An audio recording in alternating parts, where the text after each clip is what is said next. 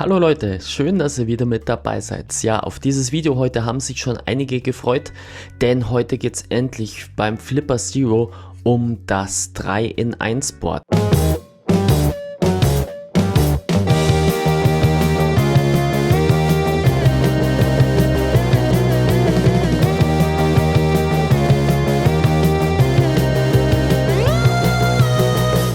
Ja, das 3-in-1 Board oder auch All-in-One, wie es hier drauf bedruckt ist, das hat einige nützliche Funktionen. Es vereinbart in einem Board 3 verschiedene Chips. Welche das sind, das schauen wir uns heute an. Zu dem Board dazu gibt es dann hier noch 3 Antennen, 2 schwarze, eine silberne. Das ist gerade am Anfang, wenn man das Board das erste Mal in Betrieb nimmt, ein bisschen verwirrend. Wo kommt jetzt hier an welchen Anschluss welche Antenne dran? Das werden wir uns auch in dem Video anschauen. Ja, und eine Funktion von dem 3-in-1 Board hat mich ganz besonders überrascht. Damit hätte ich eigentlich gar nicht gerechnet, beziehungsweise habe ich das jetzt aus den Specs gar nicht so rausgelesen. Welche das ist, das erfahrt ihr heute in dem Video.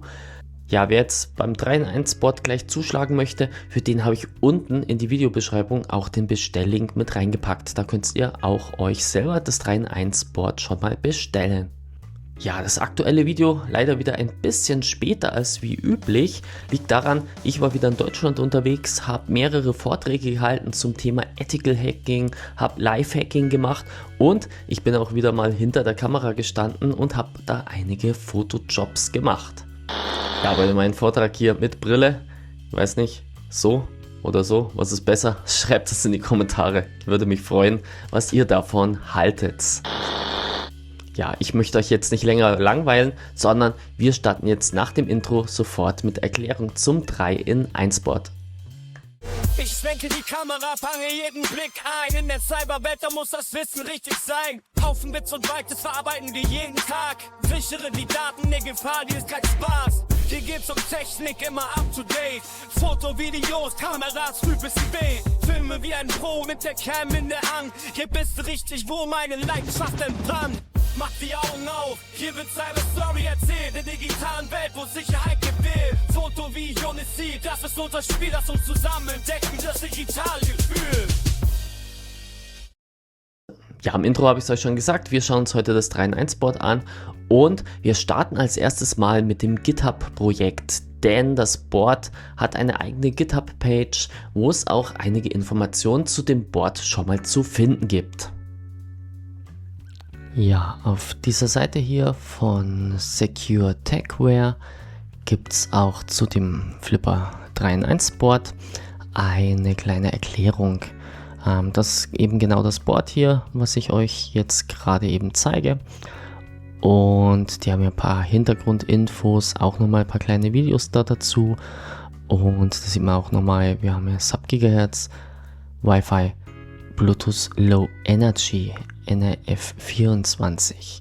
Bluetooth ist hier ein bisschen, sag ich mal, irreführend, weil das Modul selber, das hat kein Bluetooth drauf. Es ist das gleiche ESP32 Modul wie auf dem Flipper Dev Board und die ganzen Marauder Bluetooth Funktionalitäten funktionieren hier nicht. Das müsst ihr wissen, nicht wundern, da leider keine Bluetooth-Funktionen. Wenn ihr Bluetooth-Funktionen braucht, dann lohnt sich der Blick aufs Cheap Yellow Display. Dazu habe ich ja auch schon mal 2 Videos gemacht. Das wäre dann da für euch die deutlich bessere Wahl. Ja, zusätzlich eben zu den ganzen Funktionen gibt es hier auch ein Download zur Firmware. Bloß die Firmware, ich habe euch da ja auch schon mal ein Video gezeigt, wie wir die Firmware auch auf dem offiziellen Wi-Fi Dev Board flashen. Die hier ist von der Versionierung zum jetzigen Zeitpunkt des Videos bereits schon 11 Monate alt und somit keineswegs mehr aktuell. Andere Firmware-Versionen gibt es da nicht. Ich kann es euch leider nicht sagen, ob ich diese Firmware von der Seite jetzt hier drauf installiert habe oder ob ich in der Zwischenzeit auch schon die ganz normale Marauder Firmware für das Wi-Fi Dev Board drauf installiert habe. Ich meine, es ist eher zweiteres hier. Und das sollte auf jeden Fall auch funktionieren, weil auch die Pin-Belegung sollte sich hier nicht vom offiziellen Wi-Fi Dev Board unterscheiden. Ja, da haben wir es, das 3-in-1 Board. Das ist die Vorderseite und das ist die Rückseite hier mit dem Flipper Zero Schriftzug. Und dieses Board hier vereint 3 verschiedene Funktionen in 1. Welche die sind, das schauen wir uns jetzt mal an. Das Board wird, wenn ihr es kauft, ich tue euch unten den Bestelllink auch nochmal in die Videobeschreibung, falls ihr euch das auch kaufen wollt, wird das Board mit 3 Antennen geliefert. Eine ist so eine Teleskopantenne, die kann man hier ein bisschen ausziehen, und 2 2,4 GHz Antennen.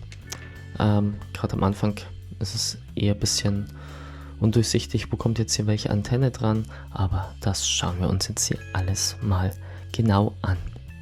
Das erste, was wir uns anschauen, ist, was ist was. Wir haben hier vorne den ESP32, der ist für das WLAN zuständig. Wir sehen auch hier, der hat hier diesen Antennenadapter direkt auf dem Board drauf. Da führt ein Erweiterungskabel hier runter und hier auch mit Wi-Fi gekennzeichnet haben wir die Wi-Fi-Antenne, die externe Wi-Fi-Antenne. Da kommt dann eine dieser schwarzen Antennen hier dran. Das machen wir dann, bevor wir das Board in Betrieb nehmen.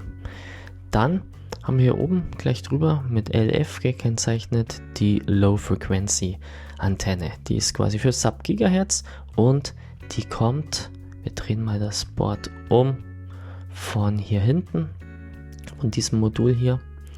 Und dieses Modul ist ein 433 MHz Modul, also ein Äquivalent zum CC1101. Und dieses Modul ist an dem oberen, wenn man es eingebaut hat, an dem oberen rechten Antennenanschluss angeschlossen. Für dieses Modul brauchen wir dann die silberne Teleskopantenne. Die kommt, wie gesagt, da oben dran, machen wir aber dann noch. Ja, das letzte Modul hier ist der NRF24 Sensor, der ist hier mit diesem einzelstehenden Antennenanschluss versehen. Auch für den brauchen wir dann wieder die 2,4 GHz Antenne, eine von den schwarzen, und die bauen wir dann hier dran. Damit ich die einzelnen Funktionen hier auch ordnungsgemäß ansteuern kann, gibt es hier oben auch noch einen Schalter. Der sitzt ja mittig und man kann es hier lesen. Man switcht hier zwischen der NRF24 Funktion, der ESP32 Funktion und der CC1101 Funktion hin und her. Auch gekennzeichnet mit Rot, Grün und Blau. Wir werden es dann sehen, wenn wir ihn eingesteckt haben. Wenn ich ganz nach oben gehe oder im eingebauten Zustand ganz rechts, ich drehe es jetzt aber einfach mal und sage einfach oben unten, ist es der NRF24 Modus. Stelle ich den dann in die Mitte, haben wir den ESP32, und schalte ich ihn ganz runter, dann haben wir den CC1101, also den Sub-Gigahertz Modus. Ja, dann werden wir hier mal die Antennen dran befestigen. NRF24 war der einzelstehende. Da nehmen wir eine schwarze Wi-Fi-Antenne. Die kann man dann, wenn sie festgeschraubt ist, auch so ein bisschen nach oben drehen. Dann haben wir die nächste schwarze Antenne, das ist die Wi-Fi-Antenne. Auch die kommt hier unten ran. Und zu guter Letzt die Sub-Gigahertz-Antenne, diese Teleskopantenne hier. Ich lasse sie jetzt einfach mal eingefahren.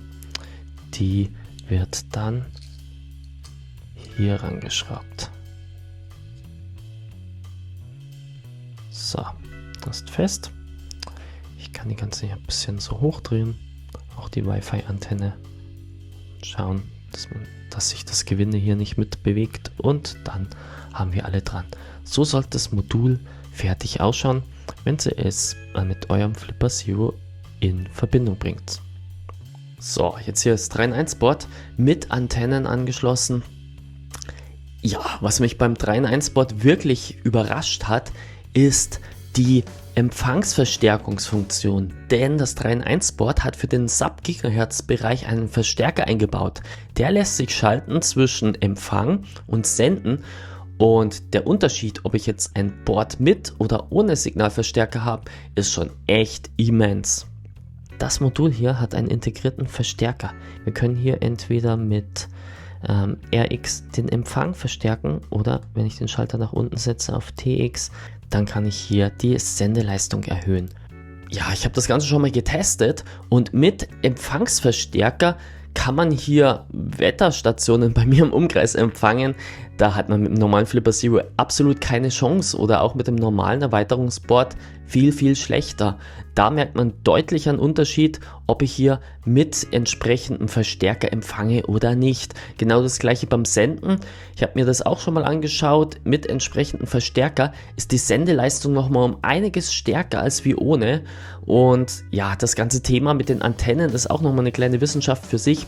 Das werde ich auch nochmal in einem separaten Video behandeln. Da werde ich vielleicht wirklich mal mit verschiedensten Antennen und auf der einen Seite senden, empfangen, immer mit dem gleichen Abstand mal ausprobieren, wie stark sich hier verschiedene Antennen unterscheiden können. Ja, dann ist natürlich wichtig, gerade wenn ich hier über weitere Strecken entsprechend hier mit dem Flipper Zero, gerade im Sub-Gigahertz-Bereich arbeiten möchte, dass dann halt einfach auch die Kombi vom Board und Antenne passt. Wie gesagt, hier mit dem Board seid ihr schon mal top, weil mit der Sendefunktion und der Empfangsfunktion mit dem Verstärker, das ist wirklich ein Vorteil, den ich von dem Board so nicht erwartet hätte. An dieser Stelle eine kurze Unterbrechung, sorry. Ja, wenn dir meine Videos gefallen und du meine Arbeit im Bereich IT-Security unterstützen willst, dann solltest du Kanalmitglied werden. Ja, mit einem kleinen monatlichen Beitrag hilfst du mir hier bereits schon, weiter Beiträge zur Schulung, zur Awareness und zur IT-Sicherheitsforschung zu produzieren. Den Button zur Kanalmitgliedschaft findest du hier direkt unter dem Video und ich würde mich freuen, dich als Kanalmitglied willkommen zu heißen. Ja, und du möchtest meine Arbeit unterstützen, möchtest aber nicht gleich Mitglied werden, dann sag einfach mit einem Super Thanks Danke. Dadurch kannst du mir auch einmalig was zurückgeben, wenn dir irgendein Beitrag besonders gut gefallen hat. Ich freue mich auf jeden Fall über jeden von euch. Vielen Dank für deinen Support, doch jetzt zurück. Ja, ganz wichtig beim Board ist es auch zum Sagen, niemals das Board ohne Antennen betreiben, denn durch den integrierten Verstärker würdet ihr den Verstärker zerstören, wenn ihr den Sub-Gigahertz zum Beispiel hier ohne den entsprechenden Antennenaufsatz betreibt, weil dann ist die Sendeleistung zu hoch, der Verstärker schmort durch und ihr könnt das Board wegschmeißen. Das möchte ich natürlich nicht, dass euer Board beschädigt wird, deswegen wirklich, es ist auch mit anderen Geräten so, nutzt es bitte nur mit angeschraubter Antenne, gerade SDRs oder so sind da auch sehr empfindlich dafür, das wirklich als Tipp, den ich euch wärmstens ans Herz lege. Ja, bevor wir das Board mit dem Flipper Zero verbinden, habe ich noch eine wichtige Information für euch vergessen. Wir haben da oben noch einen SD-Kartenleser, da könnt ihr den ESP32, also für die Wi-Fi-Funktionalität, auch mit einer SD-Karte betreiben. Aber ich habe es euch ja auch schon in dem Video zum offiziellen Flipper Dev-Board erzählt, dass man da auch normalerweise darauf verzichten kann, weil man kann auch zum Beispiel die Evil-Portal-Dateien aus dem Flipper-Dateisystem auf den ESP hochladen. Und da unten haben wir auch noch die Buttons, einmal ein Reset und einmal ein Boot-Button. Reset quasi zum Resetten von dem Ganzen, dass er neu startet, und Bootloader-Button, den einfach wieder gedrückt halten und dann erst hier am USB-C-Kabel einstecken, wenn ihr den ganzen flashen wollt. Doch jetzt schauen wir uns das Ganze mal in echt an. Ja, dann stecken wir das Ganze doch mal ein. Und wir sehen hier oben, wie die Status-LED leuchtet. Das rote jetzt hier bedeutet, dass wir im NF24-Modus sind. Und wenn ich jetzt die verstelle, dann sind wir jetzt im grünen. Grün wäre der ESP32, also die Wi-Fi-Funktionalität. Und wenn ich den Schalter ganz nach rechts mache, dann haben wir blau und das ist die Sub-Gigahertz-Funktion. Ich gehe jetzt hier mal raus, gehe mal in Sub-Gigahertz rein und sage einfach jetzt mal ganz einfach Read. Und was wir hier auch sehen, ist, dass er mit ext das externe Modul auch erkennt. Und ja, hier haben wir zum Beispiel schon die erste Wetterstation, die hier gerade bei mir steht.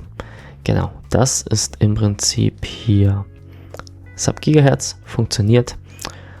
Und ich gehe jetzt hier aber einfach mal raus.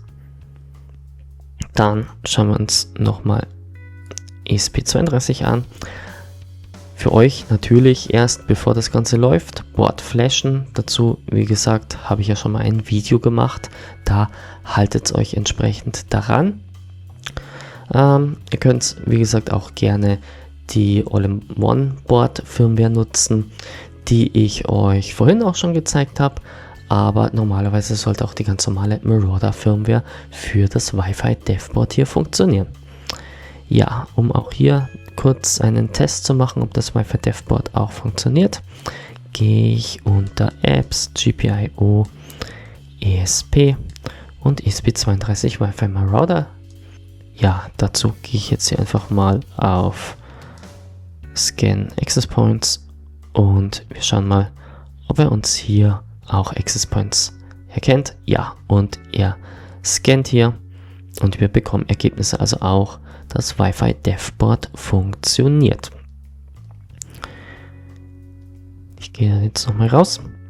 NRF24 wäre dann noch, wenn wir den Schalter auf die rote Position bewegen und da das Ganze zum Testen ist vielleicht ein bisschen schwierig. Grundsätzlich haben wir die ganzen NRF24 Funktionen hier im Ordner NRF24. Ja, ich habe einen kleinen NRF24 Jammer mir mal noch installiert, den Mausjack. Der ist eigentlich ganz cool, damit kann man zum Beispiel auch Präsenter und Mäuse und Tastaturen angreifen. Das möchte ich euch auf jeden Fall auch nochmal zeigen. Und vielleicht funktioniert es ja, wenn wir den NRF24 Sniffer gerade mal starten. Und ja. Sniffing, yes. So, jetzt hat er sniffen. Und ja, er funktioniert. Man sieht jetzt hier auch, er hoppt durch die einzelnen Channels. 3, 4, 5. Er würde das Ganze jetzt hier auch nicht machen, wenn er das NRF24 Modul nicht erkennen würde. Von dem her auch der kurze Test ist erfolgreich gewesen. Ja, ich hoffe, das Video vom 3-in-1 Board hat euch gefallen und ich würde mich freuen, was ihr vom 3-in-1 Board so haltet. Schreibt dazu gerne unten was in die Kommentare rein, ich schaue mir das gerne an und ich bin gespannt, ob es auch ihr den Antennenverstärker, der hier eingebaut ist als geheimes Feature, auch so cool findet, wie ich das finde. Ja, wenn euch das Video gefallen hat, würde ich mich natürlich wieder freuen, wenn ihr einen Daumen nach oben da lasst, den Kanal abonniert und die Glocke drücken nicht vergessen. Dann werdet ihr auch benachrichtigt, wenn ich neue Videos zur IT-Security hochlade. Ja, bevor ich das Video abschließe, wollte ich nochmal Danke sagen, denn ich habe mir bereits von eurem Support hier ein GPS-Modul besorgt. Ja, mit dem GPS-Empfänger kann ich zum Beispiel mit Marauder auch die Standortdaten, wo ich Bluetooth und Wi-Fi-Signale empfangen habe, tracken. Wie das Ganze funktioniert oder wo ich das jetzt als erstes mal dran bauen werde, ich weiß es selber noch nicht, entweder am Wi-Fi Devboard oder beim Cheap Yellow Display. Ich habe da ja ein paar Videos veröffentlicht, ich hänge es euch da oben nochmal mit rein. Das muss ich mir selber noch überlegen. Man kann wohl auch beim Flipper Zero selber einfach das GPS-Modul anschließen und den Flipper Zero als Standalone GPS-Empfänger verwenden. Auch das werde ich mir mal bei Gelegenheit anschauen und euch mal zeigen. Ja, weiter plane ich demnächst noch ein paar Videos zu IT-Forensik. Im nächsten Video möchte ich mir mal anschauen ein Datenrettungstool. Ich habe mir ja das schon mal vor längerer Zeit eins angeschaut. Hier eins, was mit KI-Unterstützung arbeitet. Ob das einen großen Vorteil bringt oder wie sich das zu dem anderen Tool unterscheidet. Ich bin schon gespannt, ich habe es mir noch nicht angeschaut. Da bin ich wirklich echt gespannt, ob das nochmal für die Standard-User ein Pro-Punkt ist im Bereich der Datenrettung.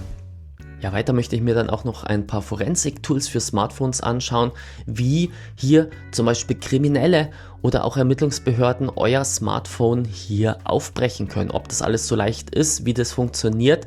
Ich habe mir mal ein Testgerät besorgt und werden mir das mal anschauen, was es da hier für Möglichkeiten gibt. Ja, es bleibt spannend, es gibt noch viele Themen, die ich hier behandeln möchte. Ja, wenn es auch ihr Ideen habt, wo ihr meint, ja, schaut dir das mal an, was auch für andere interessant wäre, schreibt es einfach mal unten in die Kommentare, ich schaue mir das mal an. Ja, vielleicht ist ja das eine oder andere realisierbar. Ja, mich freut es, wenn es auch euch gefallen hat. In diesem Sinne, macht's es gut. Ciao, euer Raik.